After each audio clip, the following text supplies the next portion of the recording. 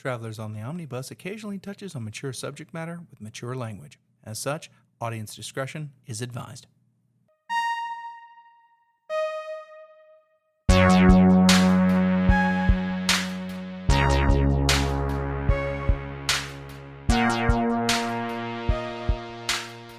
Grata viator bus in omni habato. I live! That was Latin for welcome to Travelers on the Omnibus. I live. And it's Arcadia Ego. Yeah. I'm Jody Kite. I'm Ethan Skinner. I'm James McCarthy. I'm Brady Davis. I've crawled out of my sick bed and have returned once again to you. Huzzah. Thank God. How was it in my absence? Oh, it was great. It was the Yeah. greatest time ever. I should probably I saw Brady smile take more for once. to take more shows off. Apparently, I haven't had a chance to listen to the episode. I heard you guys had a fun time world building. Mm-hmm. Yes. While I was gone. I'll start with me and what I've been doing. So I had plenty of time to watch some stuff. I didn't have a whole lot of energy to do much else. So I watched I thought at first it was like a stop motion movie, but it's actually rod puppets, and it's called Yamasong March of the Hollows. It was made in 2017 or 2018 or whatever. So they used the style of it is very intricate with what they did, and there was a lot of production that went into this. It's very like mixed themes of like cyberpunk junk with some like, Japanese mysticism kind of woven in there, with also a little bit of Chinese mysticism as well. Mm-hmm. And the whole concept of the world and everything is there's basically like an overlord character that is trying to make everyone immortal by taking their soul out of their body and putting it into a machine, with the promise of also making them immortal. Mm-hmm. So that's a good way to get an army going, kind of thing. And so one of his daughters breaks free, and you follow her and her companions trying to basically undo the dystopian part of this story. It was really interesting. It was like an hour and 40 minutes or something like that. I think they could have shaved it a little bit off. It did drag a little. Runtime is 2 hours and 15 minutes. It dragged a little. It probably could have been like an hour and a half, but they use a lot of like it's not in the same like scope as it's very art house for a puppet movie. I'll say that. And there's a lot of scenes where you have a lot of like puppets doing, facial expressions, and a lot of shots were like very Italian giallo kind of shots where they're like panning certain parts of the sets and all that. So I enjoyed it. It's a one watch though, because it's one of those things where it's like I don't have any feel or need to go back to it, but I really did enjoy it quite a bit. And then I watched the fourth season, of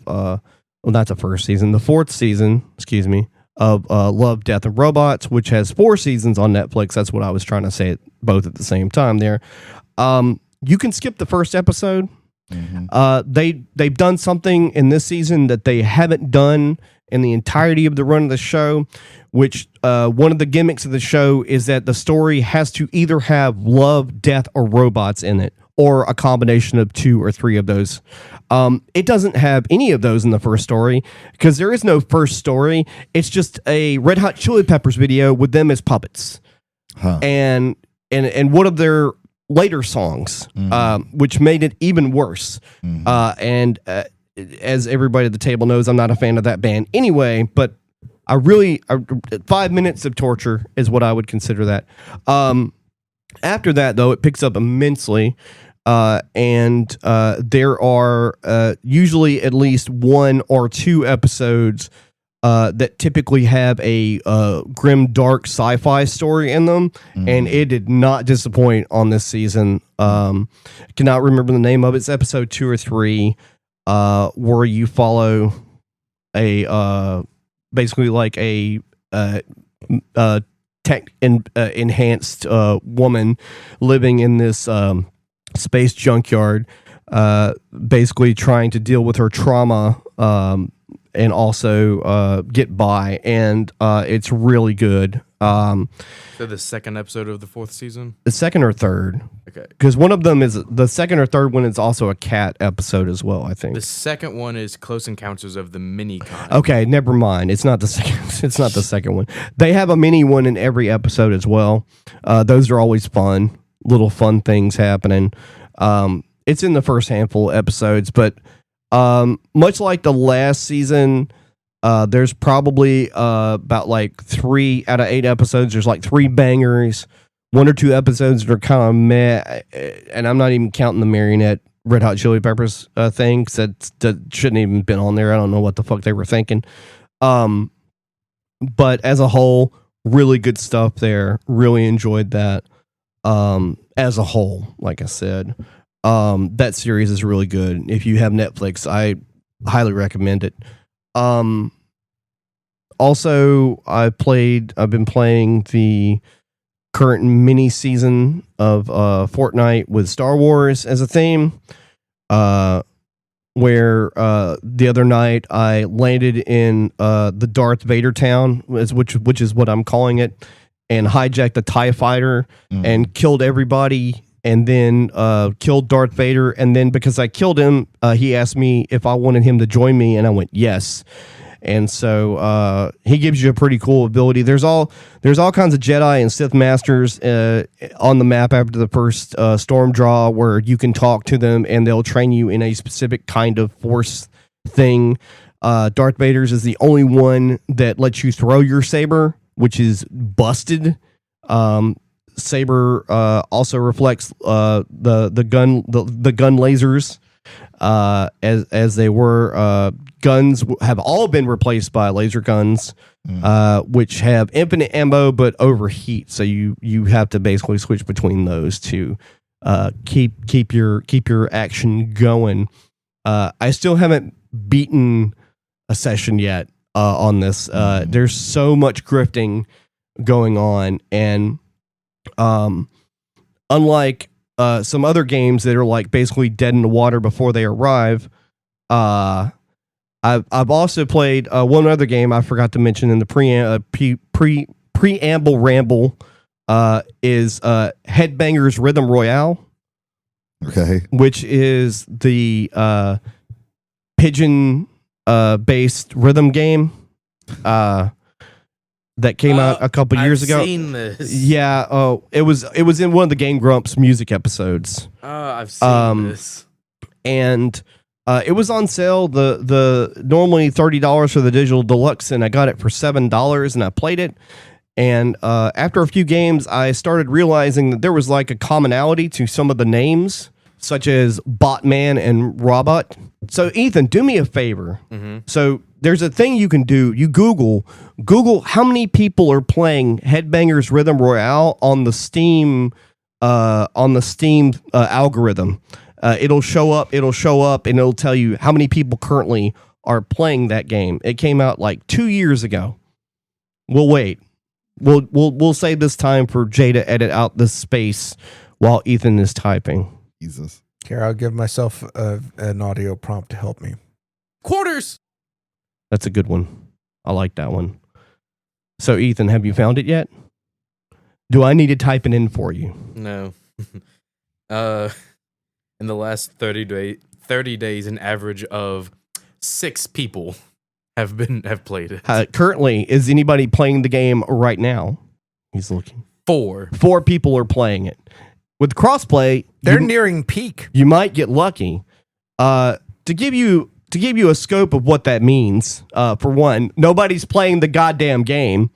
So you're just put into a session with bots, which they are difficult. I've yet to win a game. I've gotten close though.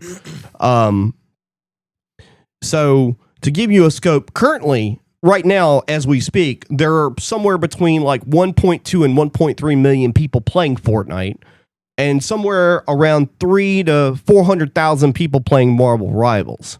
Oh wait, it's updated. Oh, 2 people. 2 currently people. playing. Yeah, they got their sessions out. They're good. So Rhythm Royale it's a fun game. It's just a dead game, basically, unless at some point in the near future they decide to do what they had to do with Fall Guys and make it free. And that being said, Fall Guys, I think currently has around 60,000 people playing it. Last I checked. So it's not good numbers. It's not Marathon though. I'm gonna save that one for next week. We could talk about Marathon next week. That's great. Bungie is killing itself. That's me. How about you, Ethan? What have you been up to? So I have a brother that lives up in Washington State, and he had flown down here to go house hunting in Texas.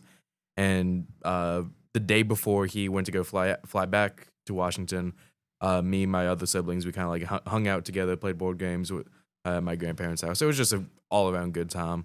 Besides that, other than just continuing Expedition 33, nothing really has been new.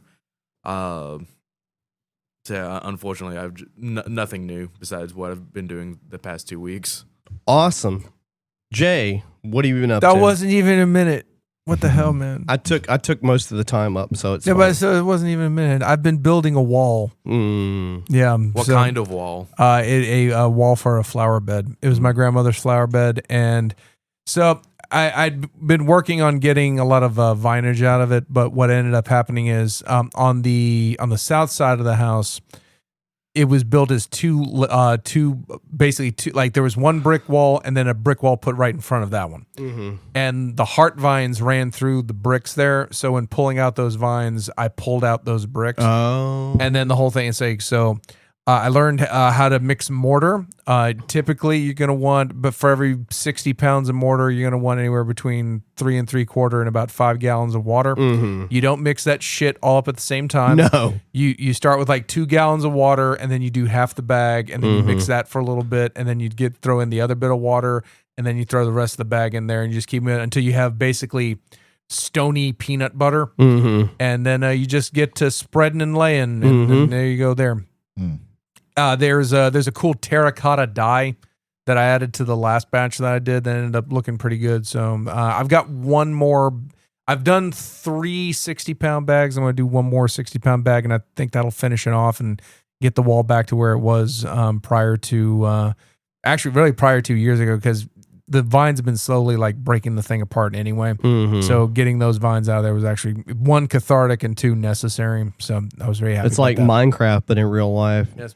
If you didn't catch last week, Dragon Quest III, I created a merchant by the name of Gomez after our friend Christopher Gomez, and he founded the town of Gomezburg. Nice. And the cliffhanger was that that people wanted to start a revolution against him because he'd been tyrannical. Well, in the final leg of it, Gomez is arrested and charged with dictatorship. Oh, no. And is thrown in the jail he built himself. That's hilarious. The first person you meet when you get down. Surprised. Welcome to the People's Republic of Gomezburg, now removed from the tyrant Gomez. And then Gomez gives you one of the orbs to help you end the game. Well, get to the next part towards the end game. And there you go. There's the tale of Gomezburg. It starts out with just a tumble town, effectively becomes China, and then the people uprise. Nice. So there you go. I even opened the jail door for him, and he wouldn't leave. So it pretty much is a 1-to-1 for Gomez. He was just happy to be there. Yeah, just pretty much. It's like maybe one day they'll change their mind. It's like, yeah, sure, you stay right in there. So there you go. Also, the last dungeon for the last orb is Mount Necrogond, which I just think is a cool fucking name. And then once you beat that first part of it, then you have to go into the Maw of Necrogond, so which is even better. So that's great there. So I'm enjoying the presentation. I love the remakes that Square's been putting out because they're trying to remain faithful to the old stories while at the same time, like again, quality of life improvements, which is a bit like the Zoom spell, which used to be like cost you mana, like doesn't cost you any mana. So if you want to just get out of there, you can just get out of there because you'd want to do that anyway. It's a really well put together production. Yeah. I'll have more about that. It messes with me that that 1 and 2 are coming out at the very tail end of the year. Like I've seen the release date is December 31st, 2025. I'm like, that's a bold statement to make right there. But but no, I'm really enjoying that. That's pretty much me as well. A little bit more than 1 minute. So there you go. Brady. Yeah. Haven't done very much. Really, the only thing we're talking about, I think, is that I rewatched Rogue One recently. Still really good, really good. I think I can safely say that's though coming off the heels of the end of Andor. Yeah, the end of Andor. I think I can safely say though that Andor is like Rogue One is really good, especially like the last third of it. I think it actually is a little, especially towards the middle, it's not as strong. But when they actually like get on their mission and that whole thing's going on, like it is riveting. And it's just not as strong in the other parts. Andor, I think, is the like I put that above Rogue One. Like I was kind of going back and forth between which is like the best thing that Disney's done with the Star Wars stuff, and it's Andor. Andor is so fucking good. But Rogue One is still like very, very good. Right. It's the second best thing that they've done. So yeah, it still holds up. It doesn't hold up as strongly as it did. Like I said, it's definitely not perfect. Right. But it's still really, really good. They're figuring it out. They're finally starting to figure some shit out, I think. Yeah, and I didn't realize though that Tony Gilroy, who did Andor, was also he was a co-writer on Rogue One. That makes a lot of sense. And they also the woman who plays Mon Mothma in the show and in Rogue One are the same person. Oh, that's cool. Because I couldn't remember exactly, and I saw her. I was like, "Wait, is she the right person?" And I looked at the same person. And I looked it up, and it's like, "Yeah, she's the same person." That's really cool. It's just really unfortunate that and they make up for it in the second season of Andor. They couldn't get Jimmy Smits. There was to be Bail Organa. There was a scheduling conflict. Jimmy Smits has another show. I don't know what, but he has another show. But they got Benjamin Bratt to be Bail Organa, which I think he did a really good job. I don't have anything against his portrayal, so that was really good. Yeah, and like I thought, the ending of Andor made Rogue One much sadder. Oh yeah, I can imagine.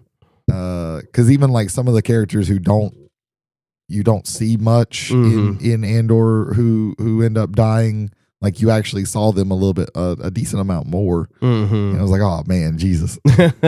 Some of them that there were quite a few in there that they had just introduced in Rogue One, but some they showed in Andor, which was like, oh man, Jesus Christ, this sucks. Right.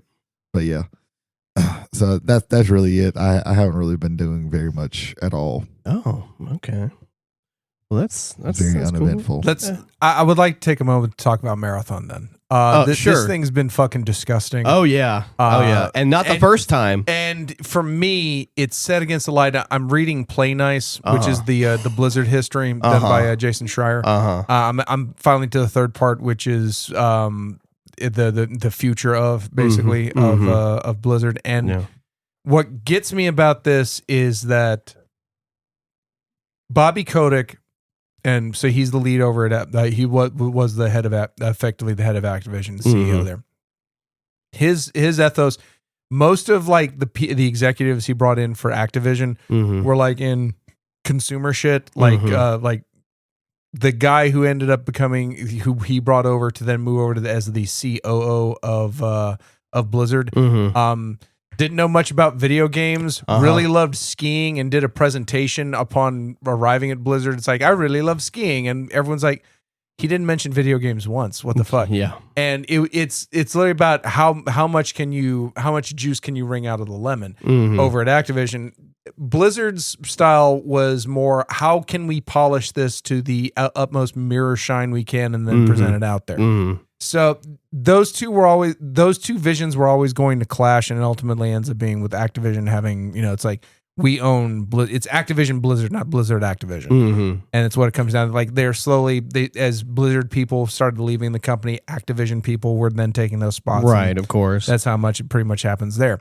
So set against that backdrop, I think the same thing. Like Marathon, if you played the original Marathon, which in its day and age was like one of the best first-person shooters. It was one of the first ones to give you dual screen. It was one of the first to let you look around. Yeah, like in look around like a 360 environment. Like Doom, you'd have people like above you. Like you would just your cursor would be ahead, but they'd be directly above, and you would just know to shoot the rocket up toward or the guns over up there.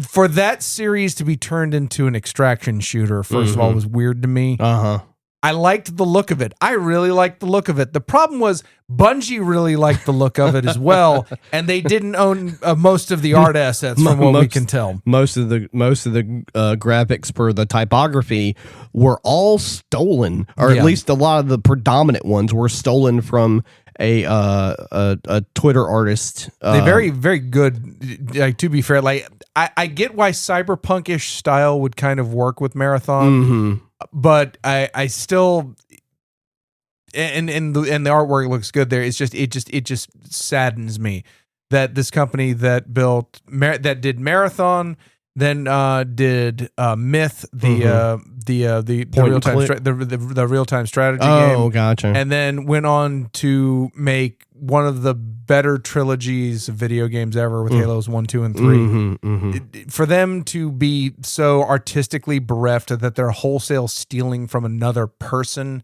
that's shameful. That's beyond shameful. Also, watching their poorly put together live stream, AMA or whatever the fuck they were trying to do. Somebody went, let's get something out there real quick. But the problem with that, especially that second AMA that they did, now that you have to strip all these assets out, what are you going to show anyone? There's nothing to show there unless you want to do like wireframe shooting at one another. So the thing about Bungie's live streams is that there's been a charm to them because of the low tech quality of them, but because of the plagiarism and other things that have been going on. Oh, by the way, this is the fourth time they're being accused, rightfully so, of plagiarism in their whole entire history. And that's just being accused of and being caught with someone else's assets. Their terrible like tech setup, their audio kept going out, and besides that, it was a rush job. It was rushed together. The art director or developer or whatever basically just sat there, and every time that they were asked a question, the other lead had to take his headphones off and tell him because he was listening to something else or was on a Discord server and the audio wasn't working for his headphones, and you could see he was tuned out because he kept looking at the chat and the chat kept saying shit like plagiarism is God. Plagiarism is the real God. Is the real God, and things like that. And where's my Bungie of the or past? Plagiarism will make me a God. Or something like plagiarism will make you God. I think it was, or make me God. But so Marathon is a shit show. It's already like, I don't know, like they've spent like $200 million on this game.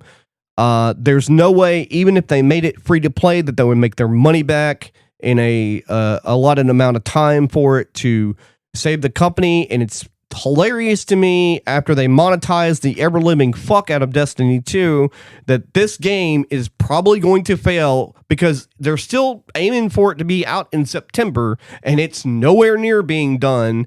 And it's a complete social shit show. And they've got to pedal back now again with the art, unless they do the right thing and pay the artist, and to get those stuff. They have to come up with new. Everything. They were asked during the live stream by people in the chat, "Why don't you just pay the guy?" And one of the fucking devs was like, "Oh yeah, we would like to work with certain artists when we get a chance to." You just avoided the fucking like question instead of just pay the guy. You're going to spend more money having to remove these assets than you would just to pay the guy for the shit that you took from him. The only video game play around that I've seen that to me could equal or is worse than that is the Nintendo Treehouse after the Switch 2 reveal. When everybody is going lower the price. Yeah. That's literally the only thing that is in chat nearly the entire time. Right. So, Bungie is cooked. I'm going to say this right now. The thing is, if you're a standalone studio and you have a failure like this, and like your last win was like Destiny 2 and it's been around for 10 years and you've been doing pretty good with it, you could come back from it. You can't come back from this if you're owned by another company now. They are going to shut your doors. You are done, tapped out. Bungie, and specifically, they're owned by Sony. Yeah. Sony has other studios. Sony also has 13 other live service projects that have all failed within the past 3 years. And so a lot of people are calling with tongue in cheek. They're calling this Concord 2. Yeah, 100% agree with that. Yeah. As far as except that Concord, I think cost like. I heard some estimates like $400 million.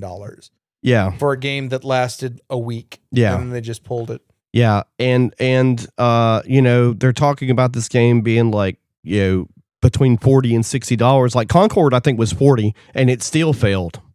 So it wouldn't matter. It's not going to, you could charge $20. You're not going to make your money back. You're not going to make your money. Bungie is cooked. And that's fine because the Bungie I loved has been long gone. So I don't even care anymore. Jay, do we have any feedback? Oh, it's the same thing with Blizzard. Like, I think Blizzard has made some good steps with Overwatch 2 going forward. Like recently Stadium. With the stadium mode and I think that's been good. And I think having Marvel Rivals in the same space has again pushed competitive, not just the game competitive, but the competitive of the studios to create things that like you have the same match and mirror polish.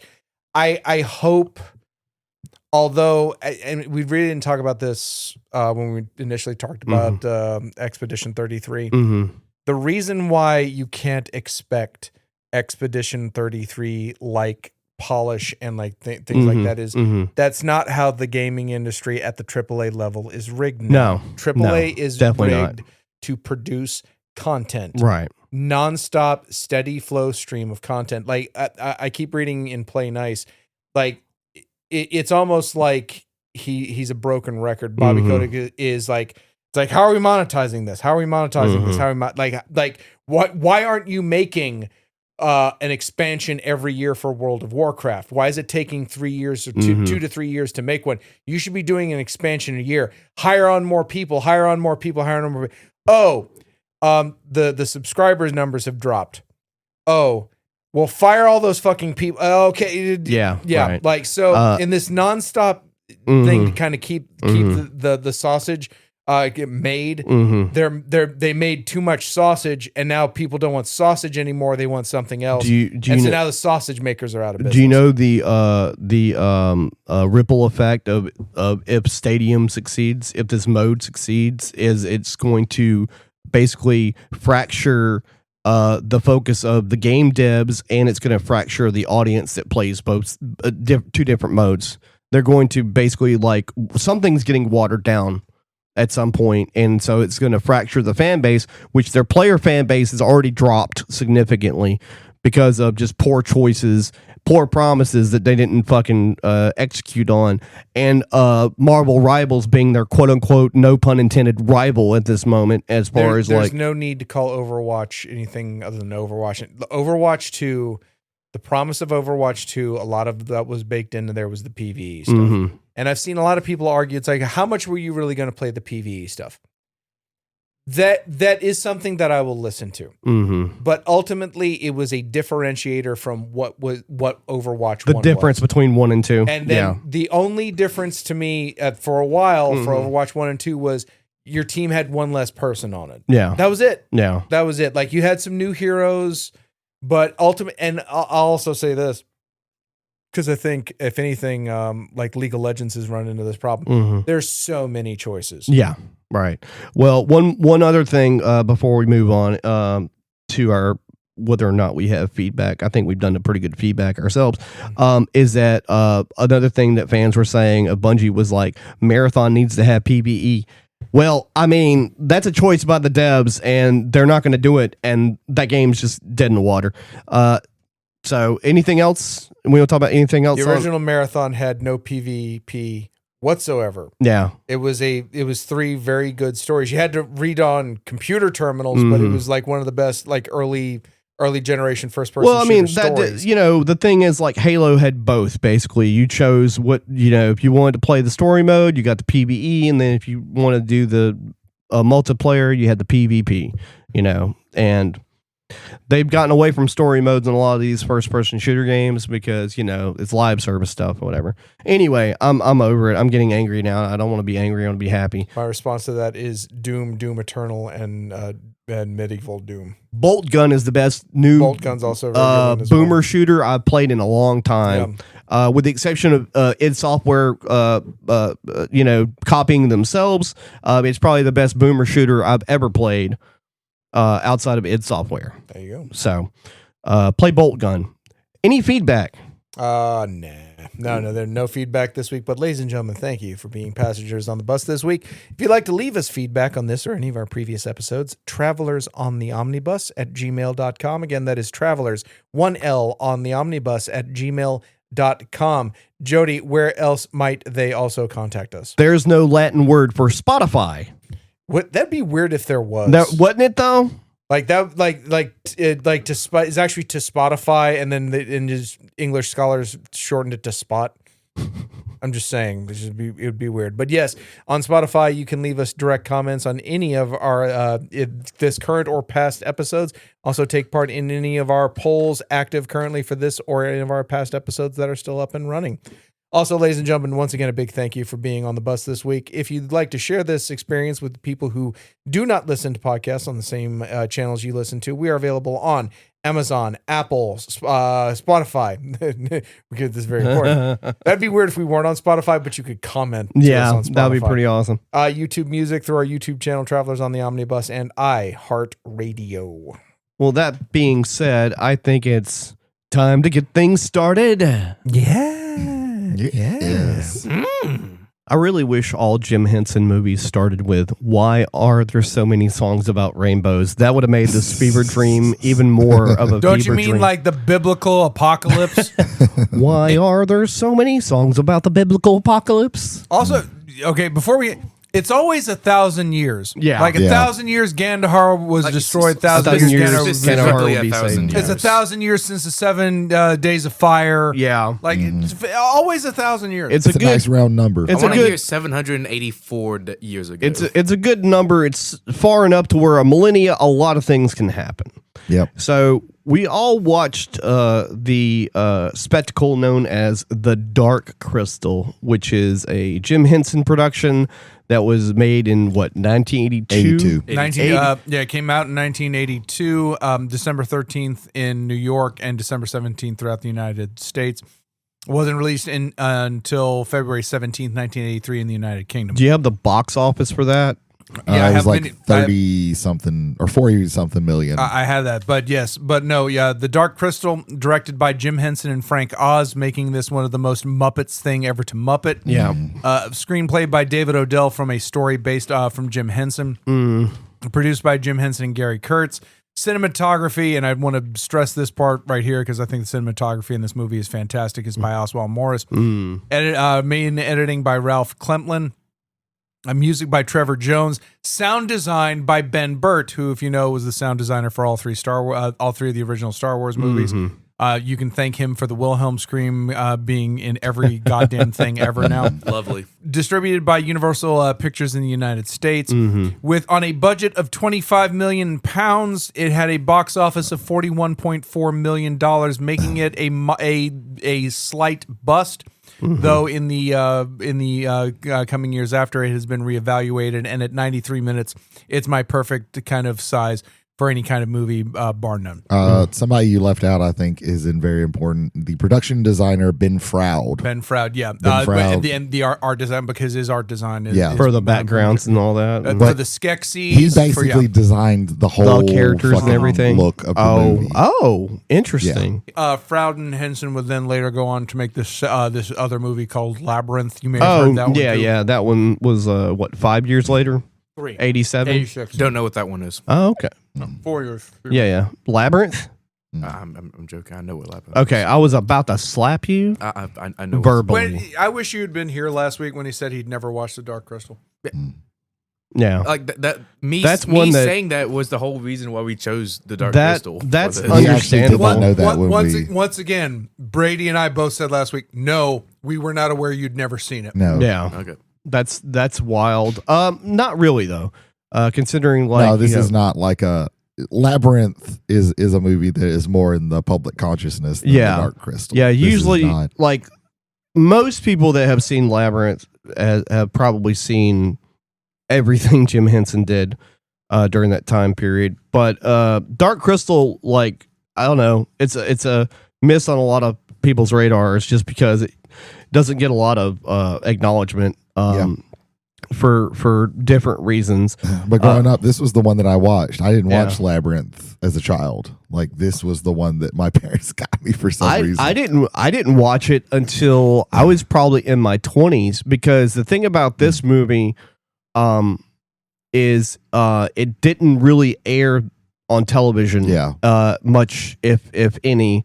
And for some reason they bought a VHS. That's how I got to watch it. I rented it on VHS. It was something that I had never seen, and a friend of mine at the time was like in the mood to watch it, and I said, I've never heard of this before, because this is like before the internet exists. You know, there's all kinds of things that, you know, fall through the cracks, and this was one of them. I'd never heard of this movie until I was in my early 20s. And so that's when I saw it. So I saw it through a different lens when I saw it for the first time, unlike both Jay and Brady, who saw it at a younger age. I saw it at a much older age, which, you know, I mean, I guess I could say that, you know, I was, you know, pleasantly surprised with the production quality of it being from that time period and the amount of practical stuff, because I mean it's a Henson production, but I mean puppetry. The thing about Henson productions beforehand, and even a lot of them afterwards, with the exception of Labyrinth and the Monster Maker stuff they did later, is that most of the, if not all of the Muppet stuff, was all set in a city. Yeah. Basically, you know, the first Muppet movie, Muppets Take Manhattan, they're all set in an urban setting. So the only thing that is there that's Muppet related is the actual characters, which is cool for those movies because those characters like stand out because they're so like oddly placed, which makes, you know, the character design for something like this even more of a spectacle, because, you know, what do you do to make characters stand out? What do you really do to make characters of the same sort of quote unquote race, like the Skeksis, yeah, I can't even fucking say it, stand out amongst themselves, because they're very similar, but they're also very different in appearance.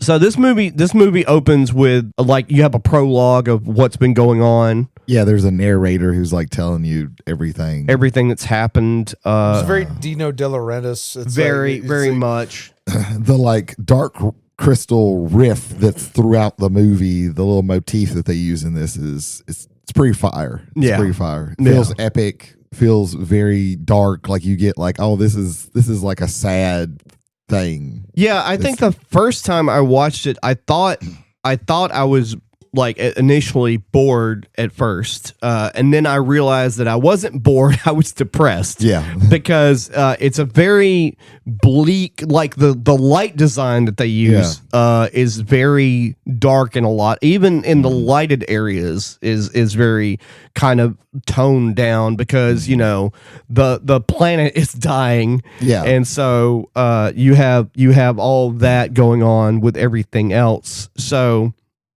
how should we kick this off? Who wants to start? I will say one of the things that really stuck out for me is that this is pretty much 100% puppets. There's no human characters, except for sometimes when they do like a wide shot and you see the main character like climbing something. Actively but you running. never see it like as a human person. You just see it as that's the main, that's the character. A wide shot from afar. Right. And I have to imagine that was a hard sell for Henson to be able to do something like that. Yeah. Because you want so. Oh, he tried to figure out how to get that puppet to climb up a climb up a cliff. Yeah. And he just couldn't do it probably. Yeah, no, there's no amount of like matte painting / miniature work that can make that that happen. Or the giant hill that the character's like rolling down a little bit. Mm-hmm. So we start with our main character, don't we? No, we start with the Skeksis. We start with the Skeksis. Oh, okay. And they're like that's right. getting power from the Dark Crystal. Mm-hmm. And like the narrator tells us like it's been 1,000 years that they're ruling. 1,000 years ago, the world was introduced to the Skeksis and another the crystal and cracked. the Mystics. Yeah, the crystal cracked, and then the Skeksis and the Mystics came into being, and the Skeksis have ruled for 1,000 years. But their emperor is dying, and there's only 10 of them left. Mm-hmm. Yeah, and that's when then we move to the Mystics, and we see where they're living, and the narrator like mirrors what he said. Everything that was as bad as the Skeksis are is as good as the Mystics are. Yeah. So it's a little like hint of like the kind of twist that's happening. The same coin. Right. It's going to happen later. And it flips the throughout the whole film. It flips between different perspectives of what's going on between the Skeksis and the Mystics. Mm-hmm. And then eventually the main character that it introduces in this narration. Yeah, but so they introduce the main character as basically as the old emperor is dying of the Skeksis to the mystic, who the elder of the Mystics is also dying at the same time. And so, is it then, how long has he known that he's the only Gelfling? I think they've kind of told him since the beginning. Yeah. Is it the narrator, or was it just the mystic that explained it? I think the narrator tells us like he's the last Gelfling. The narrator says that he is the last Gelfling, and I would imagine like the mystics told him. Yeah, like, he's well aware of he's not aware of a lot of things, but he's aware that he is supposedly the last Gelfling. Yeah, and so the elder basically tells him like there's this, you have to find this shard. Yeah. And sends him on a quest right before he dissipates into the ether. Yeah. Mm-hmm. And tells him to find Hagra. Is that what? Agra. Yeah. He has to find the crystal shard before the day and heal the crystal of the Great Conjunction. Yes. I don't know if he calls it the Great Conjunction. I know the day the three suns meet. Yeah. Right, which we find out is the Great Conjunction. Yeah, the three suns look really cool whenever they show them because they're all like different sizes and different colors, so it's very easy to see like where they are. As he's being told about his newfound quest, we are also looking at the Skeksis and them trying to figure out who's going to be the next. Yeah, the next emperor. They're disgusting ass emperor dying and crumbling to dust. This is like there's mild humor woven in through, mostly to do with them because they're sort of as ugly and grotesque as they are. Because for people that are listening that have never seen this, they're basically like bipedal vultures. Yeah. That's hunchback kind of bipedal vulture looking. All like draped in this finery to try and cover up their horrificness. And right. Also somehow turtle shells. Yeah. Right. All of them, most all of them, were actually originally what I was reading based on the 7 deadly sins. There ends up being 2. There's 2 more than there's 9 in total that we see mostly. So 2 don't fit with that, but like 7 of them were specifically matched towards 7 deadly sins, and they all have like they have a name, and it's like Skek something.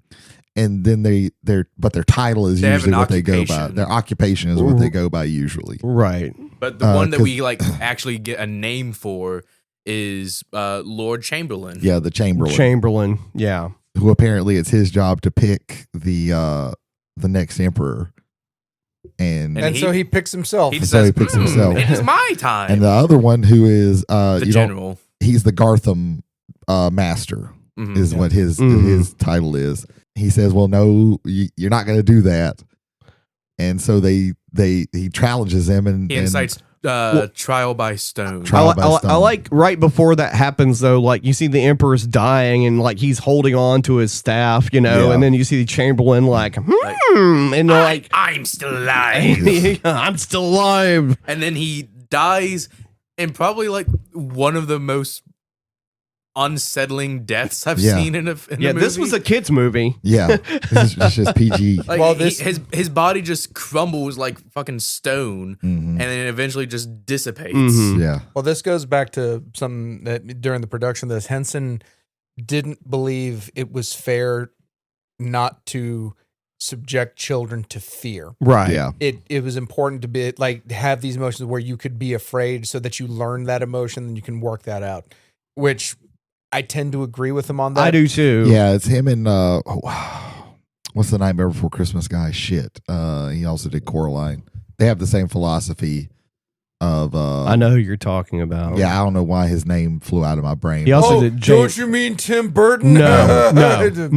Henry Selick. Henry Selick. Also James and the Giant Peach. Yeah, they have the same philosophy of that kids should be scared. Which is something that lacks in most programming aimed at younger adults, basically. Like, between the age of like 8 and 12 or something or whatever, around that time frame.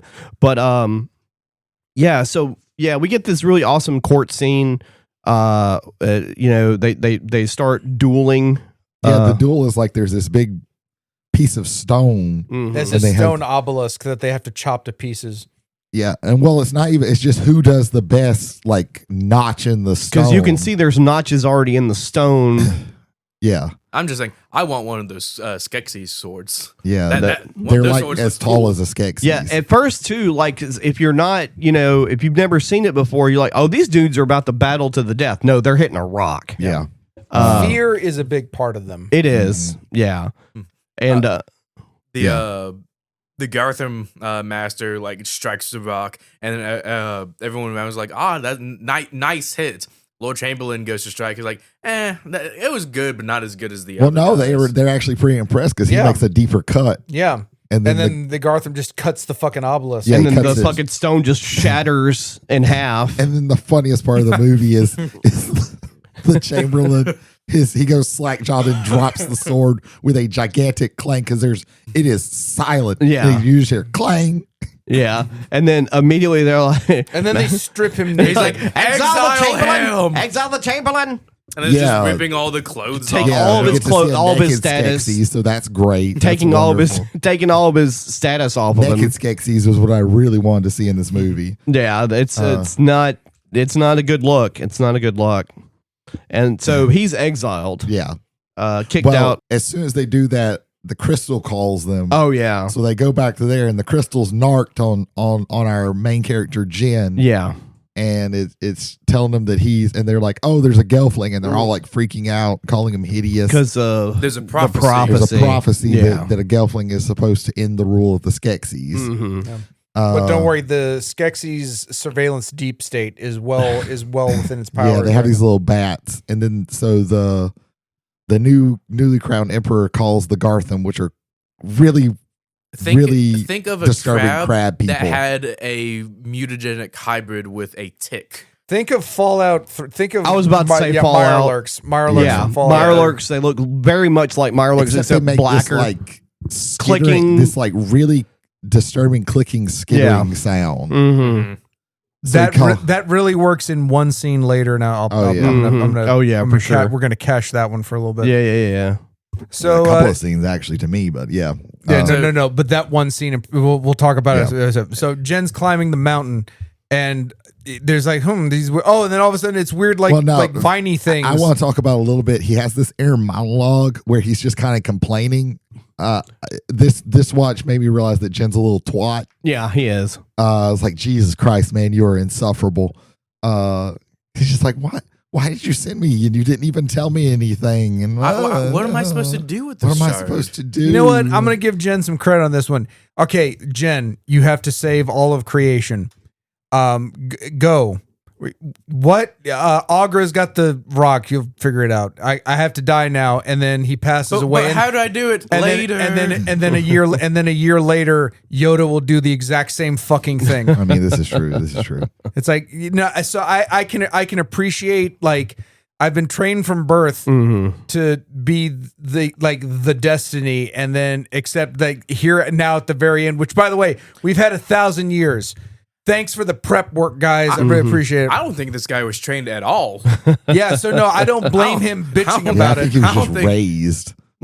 Like they taught him how to read. They taught him how to look at numbers, and they're like, okay, by the way, here, save the world. Yeah, because as grotesque and vulture-like the Skeksis are. Skeksis. Yeah, there you go. The Mystics are just like slow, lumbering, slothy. Yeah. You know? Which puppets do y'all feel are more impressive, the Skeksis or the Mystics? That's okay. So for like the different design on the Skeksis, I'm never going to say that right. I think they're cooler because most of the Mystics look very much like the same they character all look design. the same. There's not really one, but I think like because they're four-armed, and I think that's a little bit more interesting. Long-tailed. I think that the character that's a little bit more impressive of a puppet, Right. but I think the Skeksis are more interesting to look because at. they're all different looking. Yeah, they're all wildly different. Yeah. I wonder. And you could not, gun to your head, tell which Mystic was which. Right. Yeah. I wonder if it was not post-production, but after producing the puppets. I'm wondering if they were made to be that like slow and that in order to not have to move them as much. Yeah. So that the arms weren't I'm going certain everywhere. They put way more work into the Skeksis because they're way more in the movie than the Mystics. I think it can be both a production and story reason behind it, because the story reason would be that they're all similar because they're all like unison, like and spiritually connected in the same way. As far as the Skeksis are all like individual and only looking out for themselves. Yeah. So I can see from like it was probably a production choice, but you can weave it into the story and it makes sense. So he's climbing the wall now. Yeah, and there's a lot of like interesting like fauna in this. There's a lot of weird little. Henson was always very good at small details that made a world like more lived in. Like again, this movie took an hour and a half, and to me, this world is fully realized within the first like 30 minutes. Oh like, yeah, you know exactly what's going on in this place, and so like they all kind of retreat, and then he does the thing that like I think every adventurer does. They walk into like something that looks like it should be passed through, and he just gets caught in it. Yeah. And then there's a screeching voice with a hand and hand holding an eye, and like, what is this? Yeah, and that is Aura. Augra, yeah. Augra, yes. You're not a gelfling. Yeah, Augra is very interesting. She's a wee bit crabby, but she's actually like this movie does an interesting thing, and Augra is like one of the first things that you see where this woman is hideous. Yeah. If you could call her a woman, I don't know. Right. Yeah, it's just absolutely disgusting Swamp to look witch. at. But she is a good person. Like she's a good character. Yes, she's a good character. There's nothing like she's an asshole. She is, but there's nothing like she's not bad at all. I think she's like got like hermit syndrome where she's been by herself for so long. Yeah, if she you doesn't know showed how me to. a picture of Augra, I'd be like, oh, that's the main villain. That's the main villain, yeah. She eats babies. Yeah. And it's like, no, she's like the mad scientist that lives atop a mountain. Yeah, in a really cool set, which is like, that's fucking. Absolutely. The orrery is amazing. The orrery is absolutely phenomenal. It's another set piece that's like you have all these like different grids, spheres, and all this other. She tells them it's everything. It's everything, and this is how I predict things. This is how I know that. Did she even like? I think she even like when she brings them into the main room. Doesn't she pull like a Yoda? Like, aren't you impressed or something like that? She was like, yeah. You want to know what you want to know what this is? What does it mean? Yeah. Go on ahead and ask. And Yeah. He goes, oh, what does it mean? Oh, it's everything. Then she starts talking about the configuration or whatever. The Great Conjunction. The Great Conjunction function. But at the same time, she doesn't explain what the Great Conjunction is. Well, no, of course She also reveals that she was there 1,000 years ago when the crystal cracked. Yeah. So, she might have been hot 1,000 years ago. We don't know. She might have just gotten ugly after 1,000 years. And so Jen is like, so you have the crystal shard. I need the crystal shard. She goes, cool. Dumps out an entire box full of shards. Is like, I just find have it. these laying around. I don't know which one it is. There's a bunch of shit she just dumps out on the floor. Don't know. Not my problem. And he's Figure it like- out yourself. He's like, what do I do with all these? I can't remember when he realizes which one is the right one. Oh, it's because he remembers the tone that the mystics. Well, yeah, he gets it down to 3, and then he's got a flute thing that he plays, and he plays And this it tone, and it resonates. resonates. Yeah. And then she's like, "Oh, you want to know what to do next, don't you?" You got Yes, that's literally what I want to know. Well, too late because there's a Gartham attack. Yeah. Yep. Gartham are good at 2 things: break-ins and entering. Yes, They they're very, very fucking good. there's 8 of them busting the Kool-Aid man. Yeah. And then they somehow a fire starts. I Yeah, don't know. yeah. I guess one of them had matches. Yeah. I think Agra grabbed a bottle and threw it at one of the Gartham, and it bounced off of their shelves and just smashed it's on possible. the ground. Yeah. She's just walking around complaining that they're there. Yeah. She My never, home. she Yeah. never shows fear. She just shows Annoyance. annoyance. Yeah. That is Well, all after she, 1,000 years, it's like, yeah. if death hasn't taken me yet, what the fuck? Right. So Jen climbs up on the contraption and gets up high and jumps out a window there. Before he does that, as the Gartham are surrounding him, he strikes one of them with the shard. Yeah. And it lets out this loud, resonance to where the mystics hear it. Mm-hmm. And so he strikes, and then all of them stop what they're doing and look towards the mountain. Yeah. Mhm. Is that when they start making their trek, or is that a little That's bit later? right after Yeah. this. They get a. Yep. They say the crystal calls, Yep. so we have to go. Mhm. Time has come. So we they gotta start go. their pilgrimage towards because the Skeksis live in this huge black castle Yeah. in a wasteland. Yeah. The mystics are now about to start Very migrating slowly towards. walking towards. Mm-hmm. Very, very slowly. And then we get this whole he's walking through a swamp, and there's this whole ecosystem of all these little critters and creatures That you only and see this weird- one time. Yeah, you only Yeah. see this one time. Yeah. These plants that do different things, Move around and people really talked about Avatar, about how it created this whole ecosystem and all this. No, motherfucker, this is the shit. Mhm. This is the Look at shit. the dark crystal. Mhm. James Cameron could only wish. Somebody's got to talk a little bit more. I can't. Talk No. too I was, much. That's all good. so we're coming up. We're coming up to the. Even if I'm missing some stuff, we don't need to go scene per scene. We get to a point where he's climbing, and this little dog looking thing, Fizzgig. we don't know the name of it yet. Is it basically Well, he sees it in a hole. Yeah, he sees it in a hole, and he kind of wants to pet it, but then doesn't because it's starts barking at him. And it opens its mouth, and its mouth is its entire body is just a teeth. mouth. Yeah. This is where they got the idea for critters. Yeah. No. 100%. And Well, then I did see that Jim Henson had to actually kind of fight to give him for Fizzgig to be in the he was I want him to have a little pet thing. Yeah. that follows him around.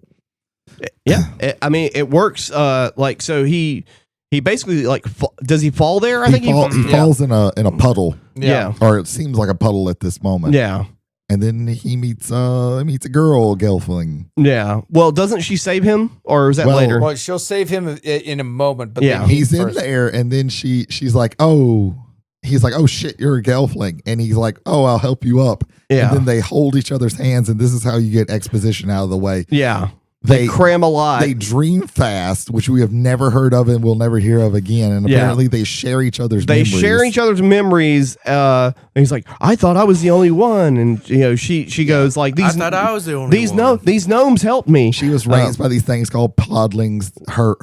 They were both. It was both the same thing. It might have even been the same fucking attack. Right. As babies, the Gartham attacked, them. and the podlings save the girl, and the mystics save Jen. Yeah. And they find each other's names, and they see him like we see Jen being bathed and teaching Both him them numbers. being See her nurtured. like being fed by her adoptive mom and things like that.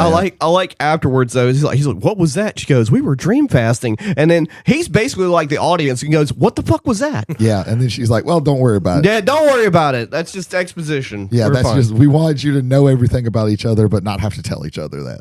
We want you to know the mechanics, but we're not going to explain a And then damn I thing. can't remember what happens immediately after Then that. he starts sinking. He goes to get up, but then he that's starts right. sinking. Oh, and then she so starts she like calls. So she uses. She can she's got speak some to animals. animal language, and she starts speaking this animal language, and this Yeah. turtle thing kind Yeah, of a nebri, yeah. Nebri.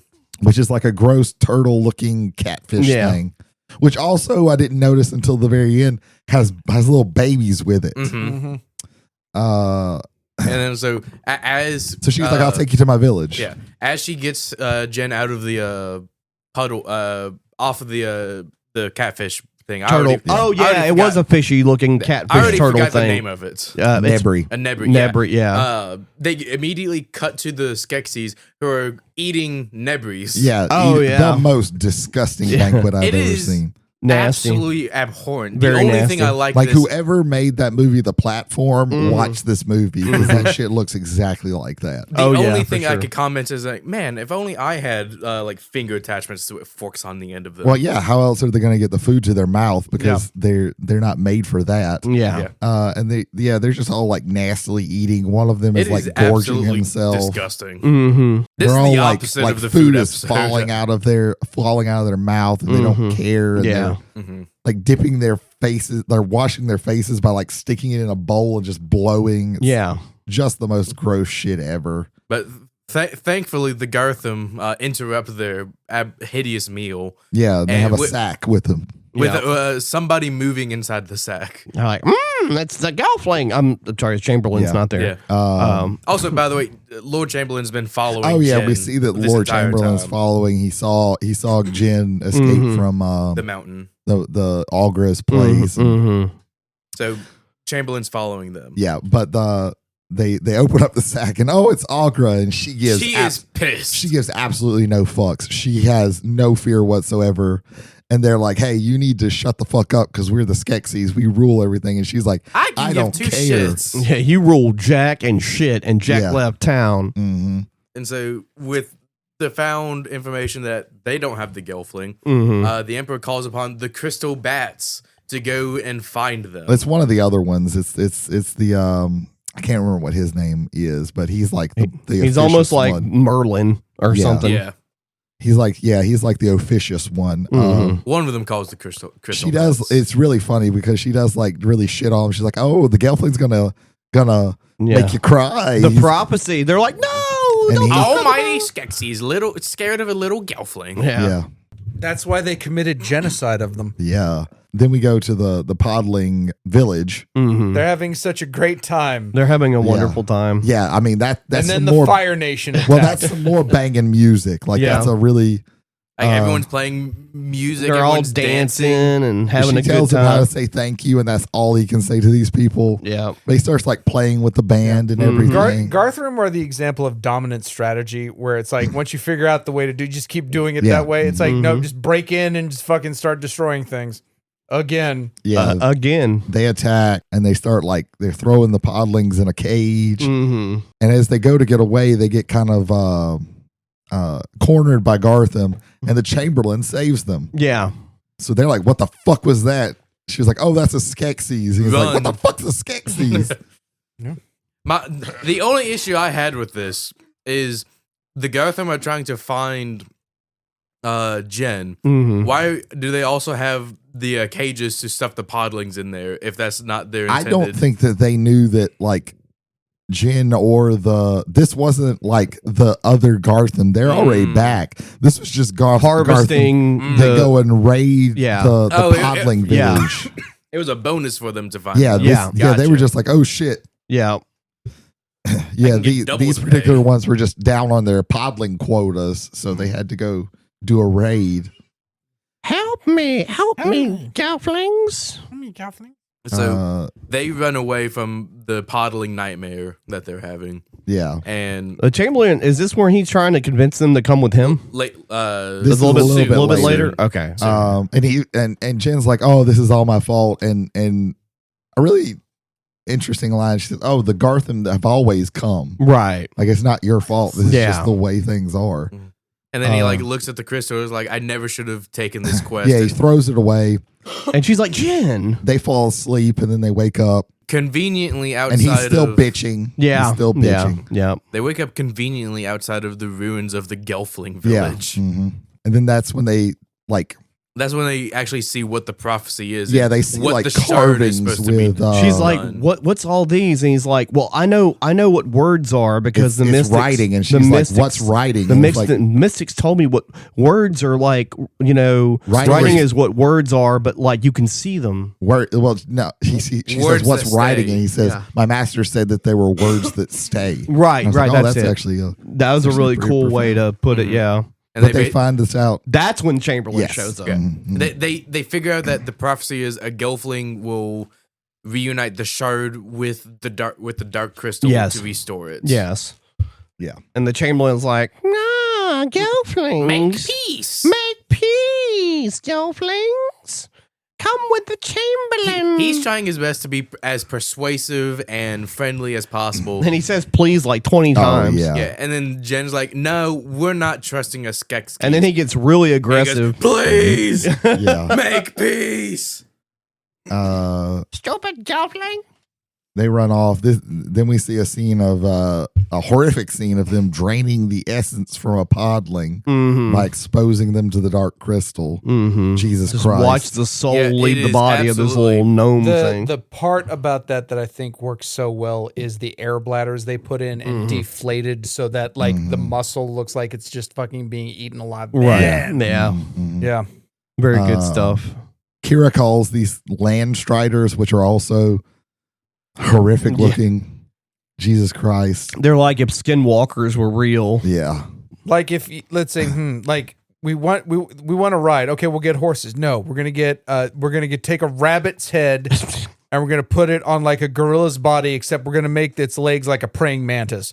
Go. Of all the things, like I could believe that there's like a person like in a costume with. Oh that. yeah, Get, yeah. like, Well, on just give them- stilts. Just give them stilts. Yeah. It's basically a bigger version of the things from Return to Oz. What are those? The Wheelers? The Wheelers. Yeah. Yeah, it's basically those, but just a bigger thing. Minus the wheels. I like how Fizzgig gets on. Someone just throws him from off screen and he lands on him. Well, yeah, she's like, "Hey, you have to stay here," and he like whines. And Like, she's no, like, okay. I don't. And then he just like Asshole. jumps up on there. Yeah. Fizzgig moves by rolling. It's very funny. Yeah. Critters. Uh, He found the crystal again, though, right? The shard. yeah. They found the. They it found was the shard again. He's got like the worst arm ever. He'd never be able to play baseball. It was like thrown like 5 feet away. Yeah, it wasn't very if far. that. Kira had picked up the shard and is with them, and now they're on the way to the Dark Castle. Yeah, they make their way just outside the castle where they see the Gartham who had attacked and have all the podlings on their back. Wait, one other thing in this. Is it here where Jen strikes Chamberlain? Or is No, this late? it's Okay. when they It's get later. in the- Okay, gotcha. Because he's in the castle There's a scene already. of them getting on the Landstriders and then the draining essence and then they're at the castle. Okay, gotcha. So they like attack the Gartham and it one of the Landstriders like falls over a cliff. Yeah. Well, no, it's Jen and Kira in the distance, and they see the Gartham from the Podling village walking towards the entrance, and Kira's like, "We have to save the Podlings," and goes like charges in head first, and results in Jen also following suit, and then the Landstriders, they're like knocking the Gartham over on their back until one of them just gets underneath the Landstrider and then just runs off the side of the bridge. Yeah. Was Jen on it when it goes over? No, No. but they open up, they knock the cage off and they open it up and let the podlings escape. And they end up for some reason jumping down the gorge. They're cornered because they're cornered by the Gartham, and she jumps down and she has wings. And then Kira's like, I got you, fam, and then just starts flying. Yeah. He's like no explanation. He's like literally no explanation. He's like, you have wings. She goes, yeah. How come I don't have wings? Because I'm a girl. What? There you go. What? Deus Ex. I'm sorry. Wings go. Yeah. And this is where they find Ex Machina wings.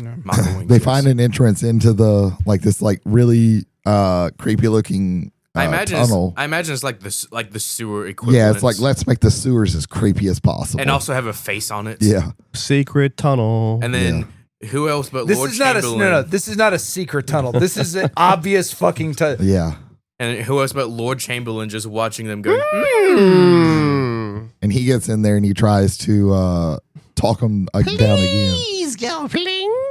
And they finally go no, and then that's when he starts getting super aggressive. And then Jen uses the shard and cuts his hand. Then we see a mystic cut his hand. And that's when you kind of another foreshadowing that hey, I think that's the second. I think it's the second time. Maybe the third. I think it's the second because you have the emperor and the third time's coming soon. Yeah. Oh yeah. Third part's coming real soon. So he goes, well, now I'm just going to kill you. And he collapses a tunnel on drops a ton of bricks on Jen. And so Jen is buried underneath the rubble as Chamberlain has Kira in his grasp. Yeah. And then Chamberlain takes Kira. It's very funny.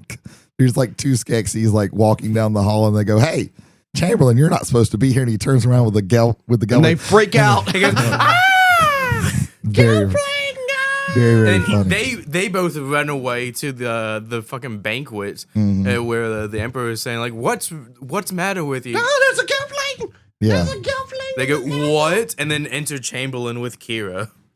He's like, I did all this, and I was wounded, and I brought them back.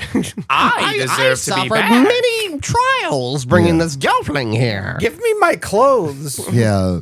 And they're like, well, I guess we got to give you your clothes back. Oh, man. I just thought of something. What's Eyes that? wide shut, but the orgy is Skeksis. Oh, man. Could have went my whole life without hearing that. It becomes a much less sexy orgy. Remove your clothes, and then it's just You're fucking. He was very Skeksis shot by Jay's over here being Dave Chappelle. I know how I could ruin an orgy. Ew. Yeah, Skeksis. I mean Skeksis. that. I know how to ruin a Subway sandwich. Skeksis. Yeah. They decide to drain her essence, and then they're gonna kill her. Right. But Agra is in a larger cage in the same room as Kira, and she just says, "Kira, you have to fight back." Don't know how she knows her name. Also, Kira, Agra knows all the Agra shit. knows everything. She's an Auror. Yeah. Yeah, because they literally do drain her. yeah. She gets half drained. And she goes, use the animals, call upon them. Because there's all these animals that, because the Skeksis is doing it. His name is the Slave Master. For a second, I thought she was going to call upon the Gartham. That's what I thought was about to happen. Oh shit, this is amazing.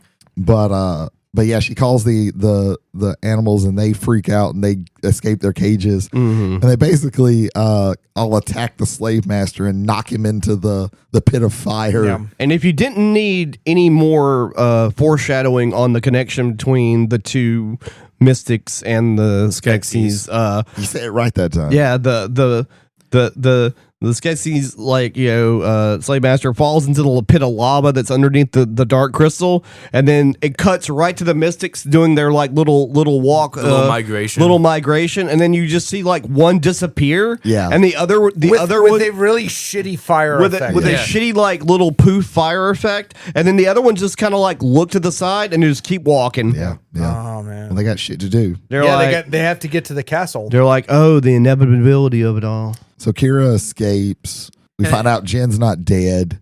Because during Jen attack, during Kira summoning the animals, Jen kind of like pops out from the rebel. Oh yeah, he's the one who first tells her she has and to goes, fight. Kira, you can do it. Yeah, and also Fizzgig was with him. yeah. Bark. You've just now replaced Jen with Rob Schneider from fucking Bobby Boucher with the Water Boy. Like You can do You it. can do it. And Jen, he somehow falls into the Gartham pit and has to run away from those things. Mhm. Another thing. that is fucking amazing because it's all darkness. And then all you see are their fucking eyes and them skittering. Yeah. That was fucking amazing. Jesus Christ. And then the thing that Jay said, the Gartham only knowing how to breaking and enter. Yeah, that's all they do. Yeah. They break in and they enter. They break the wall, Yeah. which is conveniently next to the pit of fire. Yeah. Mm. And Jen is able to crawl into that little hole and climb up the pit. Yeah, he climbs into where Kira was. The soul, the essence draining. And Augra's like, "Hey, plot's happening, so you might need to move on and do things." Yeah, the great configuration is happening. That 1,000 years, like we're down to like 20 minutes. Like Yeah. we need to. Oh my god! Running out of time. Yeah, so run, please go.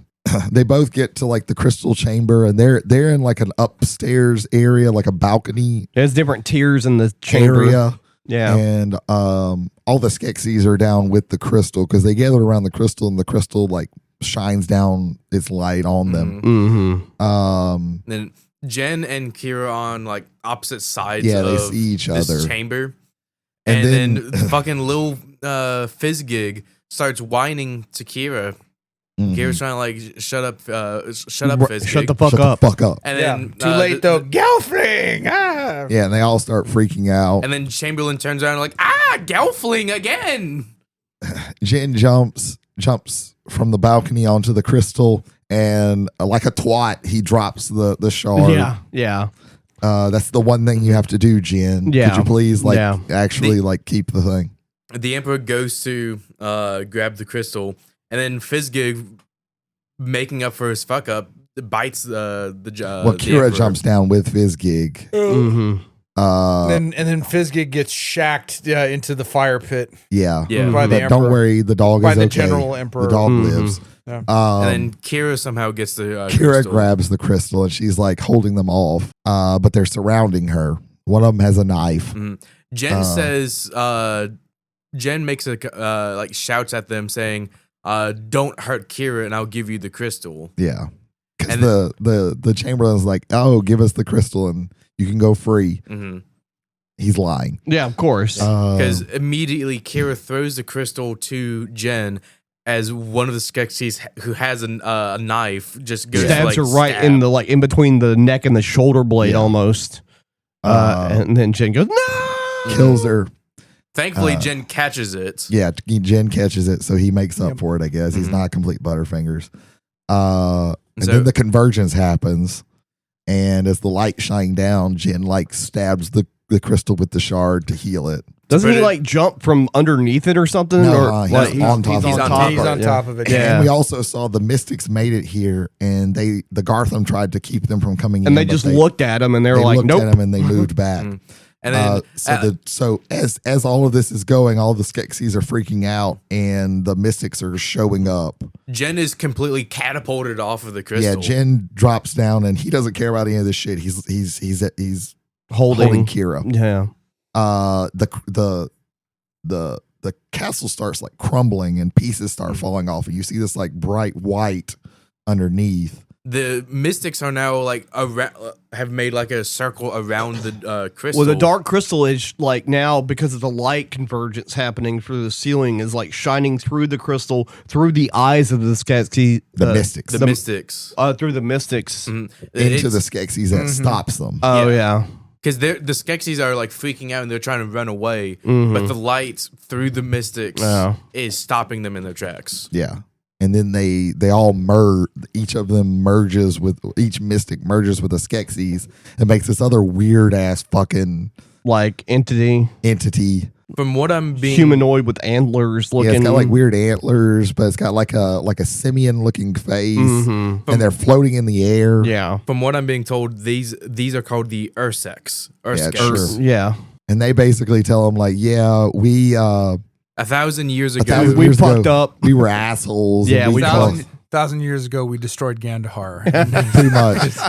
We caused the 7 days of fire. We destroyed the world, and we're gonna peace out. But it's all on you now. we're going to heaven now. We leave you with Yeah. the crystal of truth. The whole time they were having this conversation, he's just sitting there holding her dead body. Yeah, and he's like, and we also see Augra, and she says some shit, and she looks so out of place in this bright white castle that they're in. But they're like, oh, by the way, we'll bring her back to life before we do all this. Yeah. So Kira's alive. Another cool thing that happened during that convergence scene is that the fucking Beetle dudes break. They all die. They break once more. They break apart though. Yeah. They just fall apart. Yeah. Well, it shows that they were like wholly a creation of the Skeksis, and Right. they could not, Sustain themselves up. themselves when the Skeksis were no longer a thing. Right. They peace out, and then it's like that's the end, and then we see the bright white crystal with all the it's no longer a wasteland. There's like water and Flowers and grass and shit, Mm-hmm. and that's it. That's the end of the movie, and they lived happily ever after. Yeah, Cut to the credits. until the comic where apparently like Jen becomes a piece of shit. Oh, they should have never done that. Yeah, they also did that Netflix show, which was like Age of Resistance. Yeah. before that. I despise that show. I didn't with like every fiber of all my being. the. I didn't watch the whole thing, What- but I didn't. I like watched what- all of it. Was that supposed to be like a before? It Death is. Crystal? Yes. It Okay, is. Gotcha. And some of the shit they do makes no fucking sense. Mm-hmm. But the end of it was, basically like the lead up to, where we're at with the movie, which is because I guess they were going to try and make a second season of it, but the way they ended it was pretty much like, okay, it could have been fine just ending it the way they ended well, it. that's how Netflix does their shows. Well, also true. Got to have 20 other reality TV programs. But yeah, The Dark Crystal. So I enjoyed it. I was about to ask Ethan, what did you think about it? I enjoyed it. It's the same. It's the same feeling I get when I watch like the old Muppet movies, Muppets Take Manhattan, Muppet Treasure Island. It's a Jim Henson puppet film. Well, it's a Jim Henson like monster puppet film. When I look at the Dark Crystal, Yeah, look Muppets Take Manhattan. Yeah. same movie. Yeah. Just Yeah. One has Kermit the Frog trying to like hijack a diamond. The other one is not that. So it's more comparable to the Labyrinth. yeah, right. Yeah. It's a good movie. I love the cinematography in this. I loved all the nature shots that they had. I think in the set design on this is better than Labyrinth, but then again, Labyrinth is the movie is about a maze. So you have that, and you have the castle section. Of course, you have Jennifer Connelly, young Jennifer Connelly, who at the time that movie I had a huge crush on because we were about the same age when that movie came out, and I was like, oh my god, I'm in love. But for me, At the time. for me watching this for the first time, I very much enjoyed it. Yeah, it's good. It's good. I think the thing about Labyrinth is like this movie is like dire and depressing until the end happens. Like you have like some of the characters you're hoping that they're gonna make it, but in Labyrinth it's so goofy and fun. And you have the bad guy singing songs and dancing around in a giant cod piece, and and it's David Bowie. It's Labyrinth is like charming. This movie's charming too, but in a different way. And also Labyrinth feels more like fairy tale, whereas Dark Crystal feels like more of a grim dark almost. Story for the most part. I kept that in mind when I was watching it. I would put it either in like a neutral dark, maybe noble dark, because it is. Oh yeah, like noble dark. Yeah, for sure. Like people can make great changes in this. It's not grim, right? But it's definitely like dark because like this is basically the end of the world, right? Like if Jen didn't do what he did, like. That's it. Like that's the end of the world, basically. Right. Yeah. So, that was gonna be my question. And everybody is just scraping by, like barely making it. Labyrinth is just about a girl trying to get her brother back. Yeah, basically. Mm-hmm.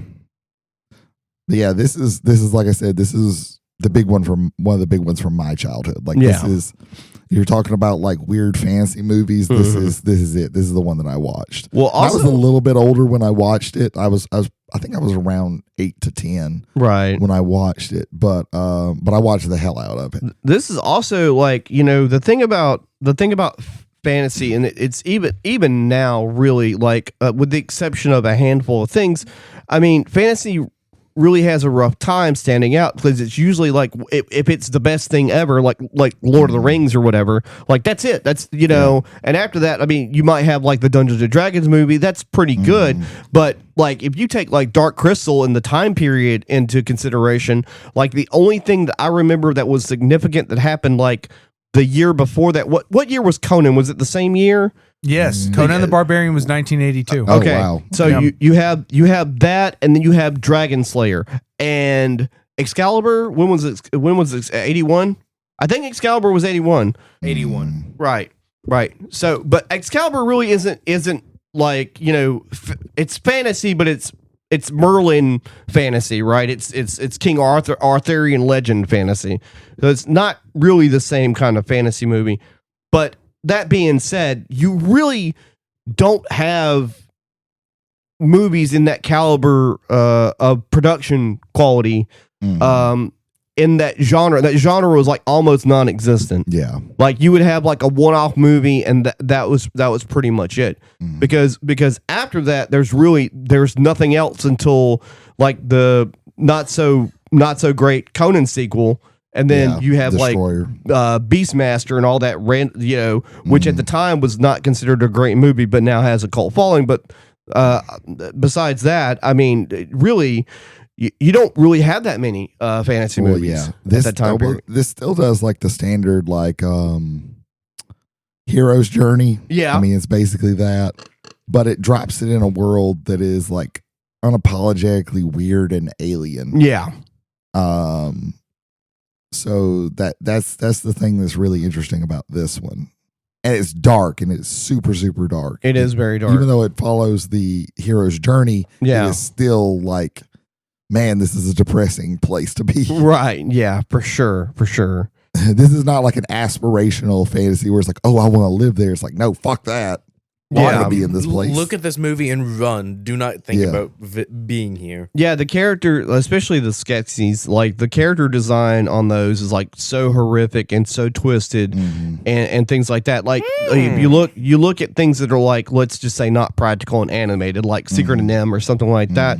Like you have the weird looking owl guy and maybe one of the other like more darker looking characters, but like all the other characters are like they're in a vibrant like world and everything's mostly okay, and so like mirrored the Dark Crystal is just like Jesus Christ. It is very sad and depressing till the end. 9 tons of rubber was used in this. I believe it was used in this film. Yeah, and it's British, so it's TONNES. And I can't remember which thing they were reused for, but the Skeksis were reused for another, either a TV show or a movie. I can't remember. I hope it's Knight Rider. I believe I remember hearing something. Viper. Oh man, I remember hearing something about that. I read it in the trivia, but I can't remember exactly what film, or I think it was a film. It was. Oh, also another. The Skeksis would later go on to form the band Breaking Benjamin. Another Jim Henson production is also on. I watched it on Tubi. I know, Jay, you watched it on Disney? Yeah. I watched it through Hulu. Yeah. Through Hulu, yeah. Same thing.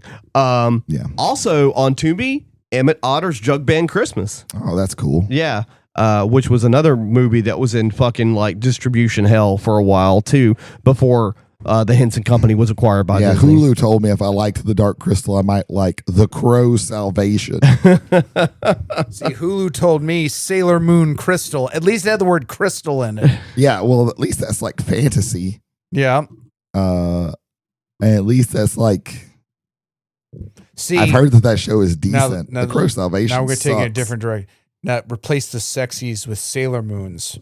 Totally different story. I think I was suggested like Fantastic Planet or something along that line. That makes sense. Yeah. Because it's a fantasy movie. Yeah.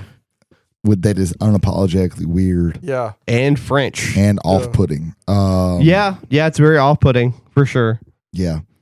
But yeah, Dark Crystal. What did audience? What did you think about the movie? If you've never seen it before, you should have probably watched it before you listen to this episode because we spoil everything.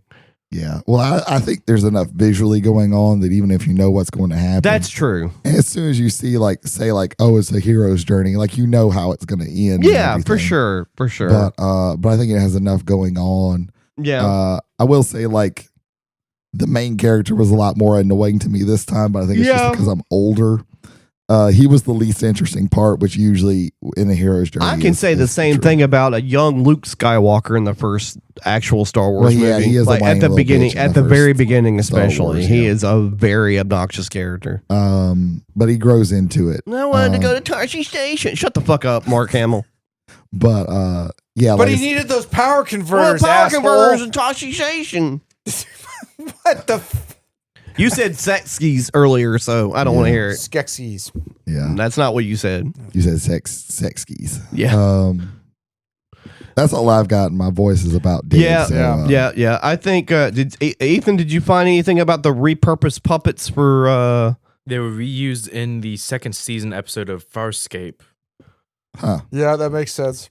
Okay. That is the only I think reuse. That's probably also because that was another British production and show. another Jim Henson. That's why. I don't know why the reasoning was why he worked in London or England or whatever. The reason, maybe it was money.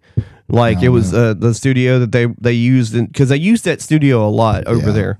Well, a lot of Star Wars was done at. That's what I'm saying. I cannot remember the name of it now. It's it's not Wynwood. It's something. Mm-hmm. Kubrick also only wanted to work in England too. Yeah, but he liked the British crews more. Yeah, which is weird because if you think Union crews in the United States were particular. Right.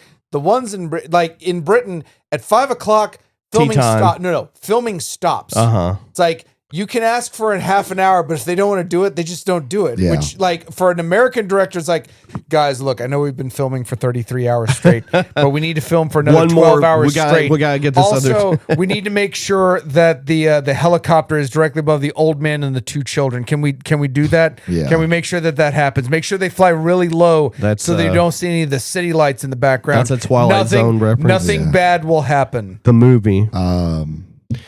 Someone had a British crew that rebelled against Ridley Scott, right? Oh, I don't know the story, but I love it already. During Blade Runner, I believe.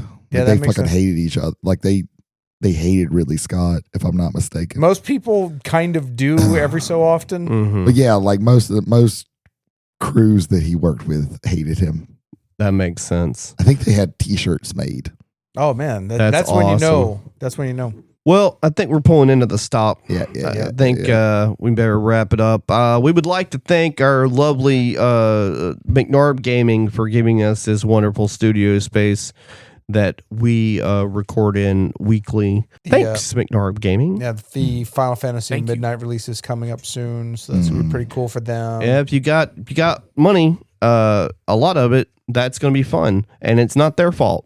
It's fucking Wizards anyway. Yeah. Thanks to Cameron Spanier, yes, God Emperor of McNarb Gaming, who I haven't seen this week, so I hope he's well. I'm sure he's fine. He's probably off doing things with people that he loves. There you go. Or at least, or moderately tolerates. Moderately tolerates. That's the word I was looking for. I think you might reverse that one. They might tolerate him. I'm kidding. Probably. I'm kidding. Who knows? We tolerate each other because we care. For Travelers on the Omnibus, I've been Jody Kite. I've been Ethan Skinner. I'm James McCarthy. I'm Brady Davis. Keep your crystals dark, and we'll see you next time. Next week, it postponed for 2 weeks. It is the battle for the soul of the omnibus to determine who's scheduling all of June.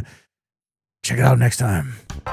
Or what will be left of June after that. Yeah. We'll have one less week to have to plan. Going 1 week longer. No, it's the same amount of weeks. It's just because we swapped one for another thing. It's the same amount of weeks. It's just it's not going to be in. But it's not going to be in May when that one comes out. Yeah, well, I'm also reworking the quiz so it's less fantasy oriented now. Oh, well. They'll still I've got a bunch of fantasy questions. They'll still be in there, but it'd be a little worked a little different. I didn't know we were doing all that. Yeah. I'm doing all that. I want to make a fun and hopefully good quiz show for everybody. Well, here's hoping. Yuppies.